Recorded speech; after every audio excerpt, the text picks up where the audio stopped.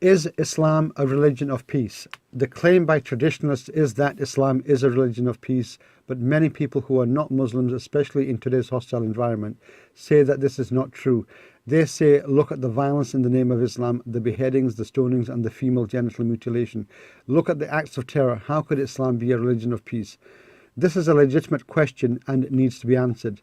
Hello and welcome to Zaita Talk. My name is Pega Mustafa and this is where I speak about some of the Islamic concepts that need attention. The difference between this and other podcasts is that I take a look from a Quranic perspective, because it is only when Islam is seen through the unique prism of the Quran alone that you can raise the measure of human endeavour. I am an author and I've been researching and studying the Quran since 1988 and spent 2 years writing an exposition of this book. This rendition is different in a way that others are not. As you listen to my talks, you will get to know how and why, but primarily my contention is that what people believe to be in the Quran and what it actually says are two different things. I ask you not to let fear and hate prevent you from knowing the truth. Whatever your belief, the Quran is a compelling read. It's worth mentioning that my book is available from Amazon. I hope you will order a copy because it explains in detail many of the Quranic concepts that are misunderstood. If you have any questions, please use the comment section. And don't forget to like, share and subscribe when you have finished listening. Well, is Islam a religion of peace? In a previous podcast, I explained the difference between religion and Islam, as nowhere in the Quran does it define Islam as a religion. Once it is clear that Islam is not a religion, it is only then you can begin to understand how it is a socio-economic system. A bicycle and a horse may be similar because they both can carry a person from one place to another, but they are both very different.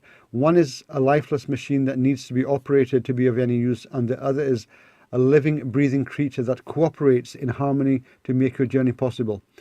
If you keep thinking that your horse is a bike, then you are obviously going to have a few problems.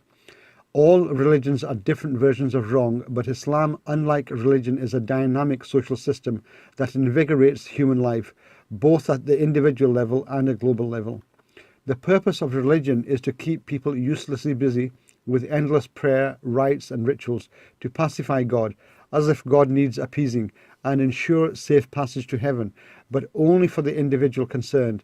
This also means filling the pockets of priests and the institutions they serve. To distinguish the difference between religion and a system is that in a system the results are measurable. The point to remember is that hands that work are better than lips that pray. Only people who are naive, ignorant, hypocritical or corrupt would follow a religion. The purpose of Islam is to progress and develop all mankind as a single community with law and order to create peace and security. Anyone who believes and applies the principles in the Quran will not only develop their self, some would call it the spirit. When individuals are good, then without fail, society will also be good. So while Islam is not a religion, and nor does it mean peace, what it does do is bring peace to those who live by its values. So what exactly is Islam? Islam is not a religion, but a socio-economic system, and its primary function is the development of the human personality, and by consequence, the progress and welfare of humanity. It helps the transformation of an individual's character by organizing it into a harmonious system of living. Because when individuals are good, it is not possible that society is not also good. Islam means to be in a state of harmony. So who then is a Muslim? The word Muslim is not a label or a title, but a description of a person recognized by the high standards of probity he or she maintains. Muslim as a distinct title did not take currency until around 9th century CE. Before this and in Muhammad's time, those who followed the Quran were simply known as believers, just as the Quran refers to them today, and these included Jews, Christians and other members of the community. They lived together, shared food and married into each other's families, as is evident from the Quran verse 5. Conscientious people will recognize in the Quran the core values which can be defined as permanent values. They may already live by these high standards and have exemplary characteristics, even before they find the guidance of the Quran. They may in fact already be Muslims, those who harmonize with permanent values, even though they are described not as Muslims, but by another equally appropriate term. Muslim means a person who harmonizes with universal values, now found in the Quran. So why believe in the Quran? If a person already has his or her values aligned with the Quran, then why do they need to accept and follow the guidance in the Quran? Well, while it may appear that an individual's values are in agreement with the Quran, it is the Quran alone that consummates the complete permanent values and absolute laws that harmonize with God's system and provides them in a framework that a person may not be able to. This ensures that a full and complete calibration of values can take place. Getting back to the original question, the Quran never decrees gratuitous violence. It decrees only punishment and killing of those active in destroying the peace and security of a community, and not the killing of anyone who does not actively fight against the believers. However, the Quran does not say that believers should be pacifists. It only decrees that believers must not aggress. To defend yourself is not aggression. To help the vulnerable and oppressed is not aggression. To challenge those who create fear and turmoil is not aggression, and to call to account those who seek to destroy the peace and security of a community is not aggression, because peace at any price is no peace at all. These are the principles that everyone needs, and this could be the jihad which the Quran speaks about. Very different from most people's concept of jihad. Muslim rule in Spain is part of the golden age of Jewish history. This was a period of freedom and tolerance, not only for the Jews but also for the Christians who lived there. Spain was home to by far the most brilliant Jewish community in Europe. Elsewhere, they were persecuted by fascists and racists who were not unlike the far right we see in Britain today. Not only does the Quran decree controlling your anger, the following verse 41:34, speaks volumes about how people should really be treated. I quote, "Not equal are the good response and the bad response. You shall resort with the best response possible. Thus, the one who used to be your enemy may become your close friend." The focus of the Quran is to create order for a society in which all live in harmony. So while Islam is not a religion and therefore cannot be a religion of peace or anything, when properly understood, we know that living by Quranic values can bring about peace for individuals and for the world. On closing, I would like to make a few points about dress.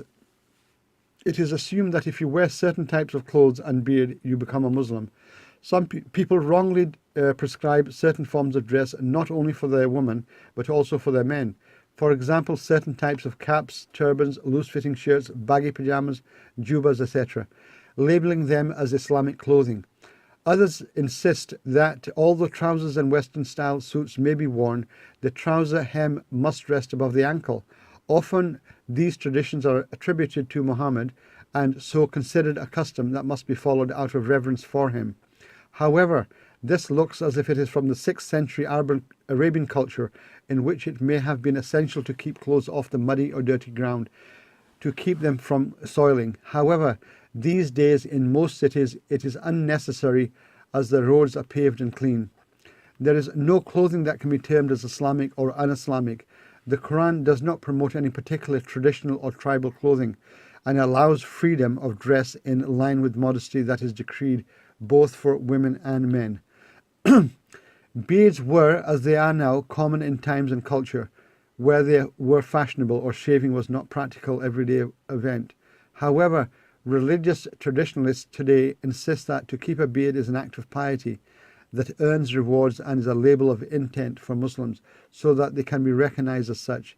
If this indeed was the case, then many Native Americans, most Inuit in the Arctic, and women would lose out on the virtues of keeping a beard, as these groups of people do not have any androgenic hair. The Quran says all believing men and women are equal, and it is only the acts of righteousness that define exalted characters.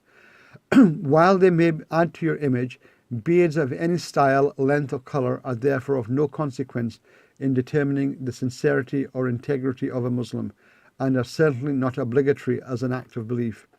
When religion, any religion, is stripped of its dress codes, rites and rituals, it must rely on enduring permanent values, as are found in the Quran, and people should endeavour to bring communities together through these core values.